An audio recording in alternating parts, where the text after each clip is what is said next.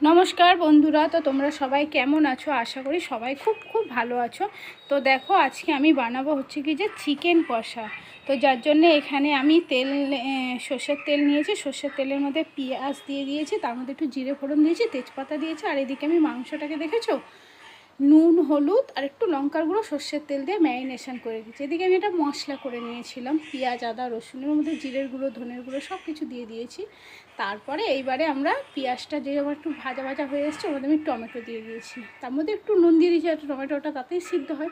তারপরে আমি মশলাটা ঢেলে দিয়েছি। এবারে মশলাটাকে একটু কষিয়ে নিচ্ছি। এবারে দেখো মশলাটা কষে আসছে। তারপর আমি একটু কাশ্মীরি লাল লঙ্কার গুঁড়ো দিয়ে দিলাম, যেহেতু আমি তো কাঁচা লঙ্কা বেটেছি, নাহলে মাংসটা আবার একটু লাল লাল ঝোল না হলে ভালো লাগে না। তারপর আমি এখানে নুন দিয়ে দিলাম। এরপরে অল্প করে আমি চিনি দিয়ে দিলাম। আর এদিকে আমি আর একটা কড়াইয়ের মধ্যে তেল গরম করে নিয়েছি। তেলের মধ্যে সামান্য একটু হলুদ দিয়ে আমি আলুগুলোকে ছেড়ে নিয়েছি। এবার আলুগুলোকে আমি একটু লাল লাল করে ভেজে নেব। আমার কিন্তু আলু দিয়ে মাংসের ঝোল খেতে ভালোই লাগে।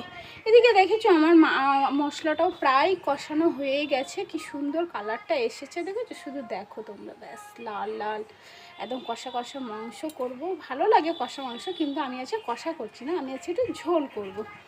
তো যার জন্য এখানে আমি এবারে চিকেনগুলোকে দিয়ে দিলাম মাংসের মধ্যে। এবারে চিকেনগুলোকে দিয়ে আমি মশলাটাকে আবার কষিয়ে নেব। তো দেখেছি একটা মেটেও নিয়ে নিয়েছি। মেটে কিন্তু খেতে আমার ভালোই লাগে বেশ। এরপরে আমি মাংসটাকে কষিয়ে নিচ্ছি।